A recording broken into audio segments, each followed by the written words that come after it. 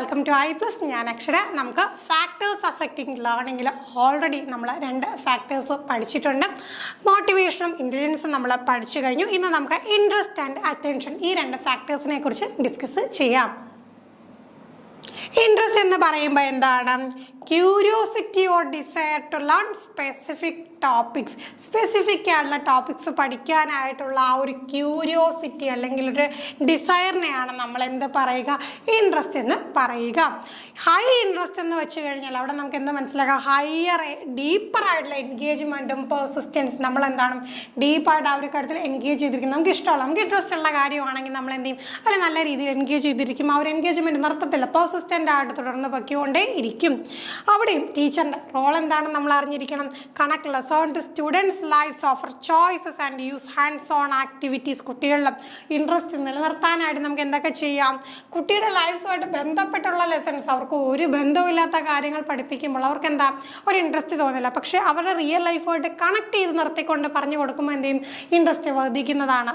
Then offer choice, കുട്ടികൾക്ക് ചോയ്സുകൾ കൊടുക്കുക. അപ്പോൾ അവർക്ക് എന്ത് ചെയ്യും? ആദ്യം ചൂസ് ചെയ്തൊരു കാര്യം ചെയ്യാനായിട്ടുള്ള ഇൻട്രസ്റ്റ് തീർച്ചയായിട്ടും ഉണ്ടാകും. പിന്നെ ഹാൻഡ്സ് ഓൺ ആക്ടിവിറ്റീസ്, എപ്പോഴും ലെക്ചർ മെത്തേഡ് മാത്രം കൊടുത്തു കഴിഞ്ഞാൽ കുട്ടിയുടെ ഇൻട്രസ്റ്റ് നിലനിർത്തി കൊണ്ട് പോകാനായിട്ട് ടീച്ചറിനെ സാധിക്കില്ല. അപ്പോൾ എന്ത് ചെയ്യണം?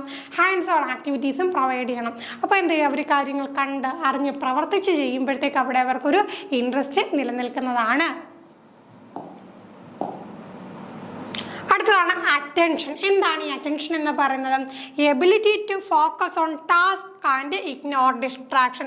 ഒരു ടാസ്കിൽ തന്നെ എന്താണ് ഫോക്കസ് ചെയ്തിരിക്കുക. അതായത് വരുന്ന ഡിസ്ട്രാക്ഷൻസ്, എന്തെങ്കിലുമൊക്കെ പുറമേ നിന്നുള്ള ഡിസ്ട്രാക്ഷൻസ് വന്നു കഴിഞ്ഞാൽ അതിനെ ഇഗ്നോർ ചെയ്യാനും ടാസ്കിൽ തന്നെ ഫോക്കസ് ചെയ്തിരിക്കാനും കഴിയുന്നതിനെയാണ് നമ്മൾ എന്ത് പറയുക?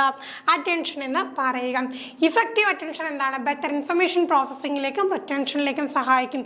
കിട്ടുന്ന ആ ഒരു ഇൻഫർമേഷൻ നന്നായിട്ട് എന്ത് ചെയ്യാനായിട്ട് പ്രോസസ്സ് ചെയ്യാനും അതോടൊപ്പം തന്നെ എന്താണ് റിറ്റൻഷൻ, അത് ഓർത്തു വെക്കാനും ഓർമ്മിക്കാനും ഒക്കെ സാധിക്കണമെങ്കിൽ എന്താവശ്യമാണ്? അറ്റൻഷൻ ആവശ്യമാണ്. അപ്പോൾ അവിടെ ടീച്ചറിൻ്റെ റോൾ എന്താണ്? Varied instructional methods and minimize distraction. പല തരത്തിലുള്ള ഇൻസ്ട്രക്ഷണൽ മെത്തേഡ്സ് കൊണ്ടുവരിക. ഒരേ രീതിയിൽ തന്നെ പഠിപ്പിച്ച് പോയി കഴിഞ്ഞാൽ അവിടെ എന്ത് സംഭവിക്കും? അറ്റൻഷൻ കുറയും. കുറേ നേരം ഒരേ കാര്യത്തിൽ നിന്ന് ശ്രദ്ധിച്ചിരിക്കാനായിട്ട് നമുക്ക് സാധിക്കില്ല.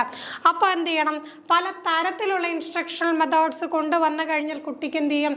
അവിടെ കുട്ടി അറ്റൻറ്റീവായിട്ടിരിക്കും. അതോടൊപ്പം എന്ത് ചെയ്യണം? മിനിമൈസ് ഡിസ്ട്രാക്ഷൻസ് എന്ത് ചെയ്യണം? കുറയ്ക്കണം. ഇപ്പോൾ ക്ലാസ് റൂമിൽ പലതരത്തിലുള്ള ഡിസ്ട്രാക്ഷൻസ് വരും. അതിനെയൊക്കെ ഒഴിവാക്കാനായിട്ട് എന്ത് ചെയ്യണം? സാധിക്കണം. എന്നാൽ മാത്രമേ ഒരു ടീച്ചിങ് ലേണിംഗ് പ്രോസസ്സ് നമുക്ക് നല്ല രീതിയിൽ കൊണ്ടുപോകാനായിട്ട് സാധിക്കുകയുള്ളൂ. ഇനിയുള്ള ബാക്കി ഫാക്ടേഴ്സ് നമുക്ക് അടുത്ത ക്ലാസ്സുകളിൽ ഡിസ്കസ് ചെയ്യാം. താങ്ക്